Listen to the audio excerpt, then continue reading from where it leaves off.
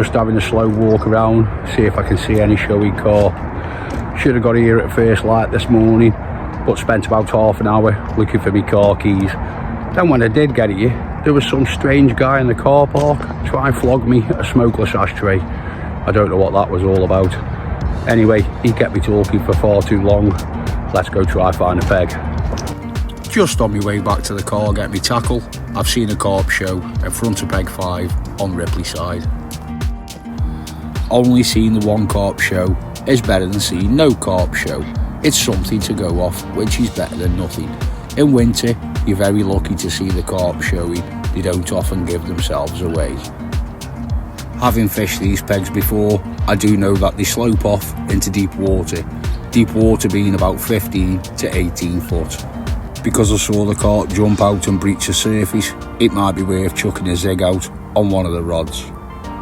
Now normally, on a dry day like today, I'd set the rods up and chuck some rigs out, but because I've got Truffle with me, I get the shelter set up first so she can get comfy and start making a nest. Bed chair and sleeping bag set up, time for Truffle get comfortable. While she's making herself comfortable, I'm going to finish setting the rest of the fishing tackle up and we'll get the rods sorted and get some rigs out. She loves having a good roll around, so this should keep her busy for at least 20 minutes. While I set the rest of the tackle up, just want to take this opportunity to say a massive thank you to all of the people that liked, commented and shared the last video. Over 100 new subscribers. Your support really does mean a lot to me and helps the channel grow. It seems like the mere mention of the word drone and carp fishing really does touch a nerve. That's all 3 rods out, all singing, all dancing, ready to go. What happens to the carp in winter? Well, first of all, carp are cold-blooded. They're not like us, we're warm-blooded. We can moderate our temperature as we need to.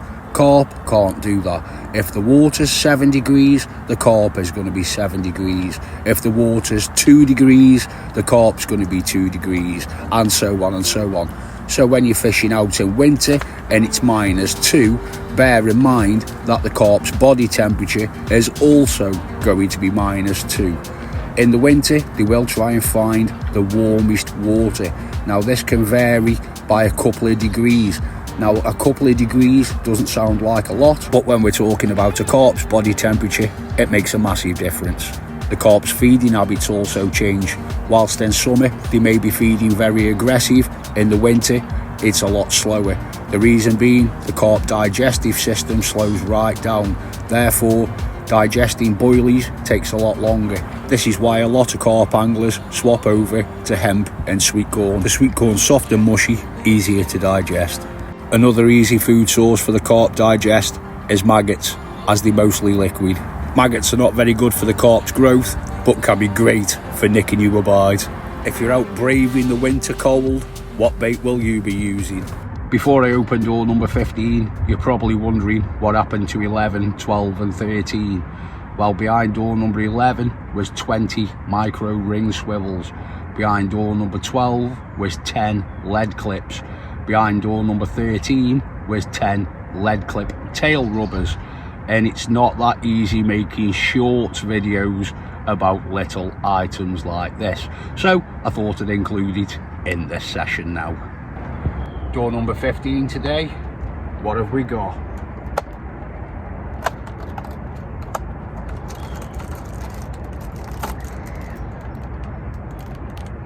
Some anti-tangle rig tubing. Don't know how much there is though. That's me and Truffle all settled in. Got myself a mince pie.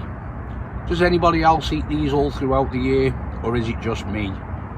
Finish this off and then I'll show you the rigs that I'm using. The first rig I'm using is set up on an inline running lead with a 3-inch hook link and a mainline clone wafter. This is going inside a PVA solid bag. That's the setup for the right and middle rod. The second rig I'm using is a helicopter rig with a 5-inch stiff boom and a Ronnie rig with a nice orange 10mm popper. I know I said I was going to put a zig out, but I've realised I'm casting over 100 yards and it's 18 foot deep. Down here on the res, you can only use adjustable zigs, and I'm not that confident at casting it out without it tangling. So I'm using 2 rigs I've got more confidence in. While I was waiting for a run, been keeping Truffle occupied.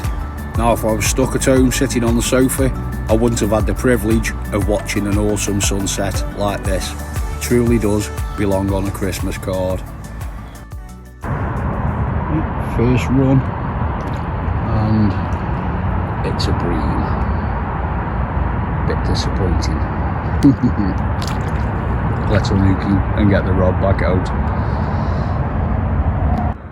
Life certainly is ironic at times, and this is one of them times. I'm wearing my Gremlins Christmas jumper because it's my favourite Christmas film. I did a shorts video on the Advent calendar with the Gremlin theme tune. Can't upload that because I haven't got no signal on my phone.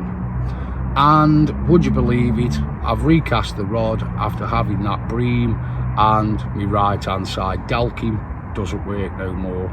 I've changed the battery in it, that hasn't worked. It turns on, but that's all it does. You run the line across the top of it, no sound at all, completely dead.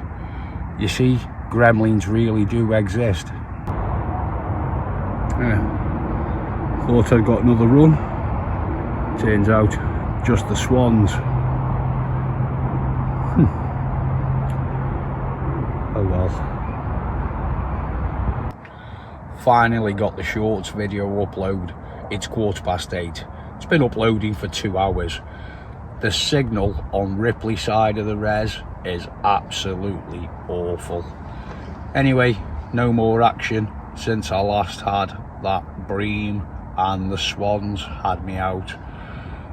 Only fishing with 2 rods now. I definitely can't leave that rod out through the night.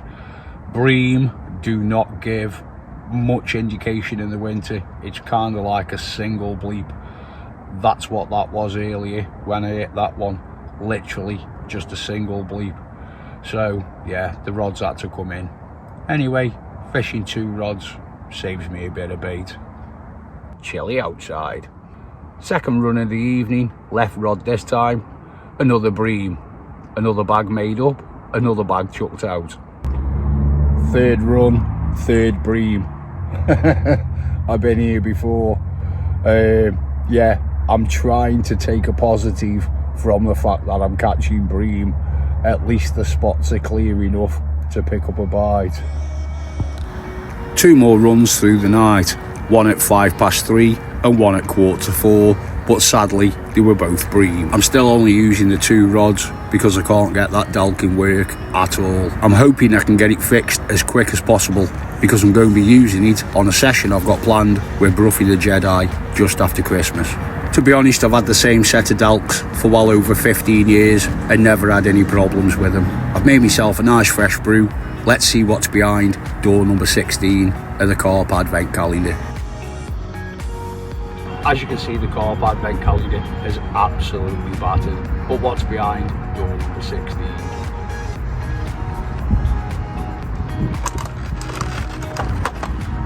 Door number 16. Let's take a look. From the gift that keeps on giving, 20 colour kickers. Don't need you shrink tubing for a while. With only 9 days of the calendar left, I'll be interested to see what's behind those doors. Now on Christmas Day, you get a special surprise. One thing I'd like to add, if you are going to go out in winter, try to fish a more heavily stocked venue where there's lots of carp. One that's not 50 acres, like this one, a smaller venue in size is always ideal. One that's not too shallow. Shallow water is going to be very, very cold. Deeper water might be your best option, but it's a bit of a myth that the carp are always in the deeper water.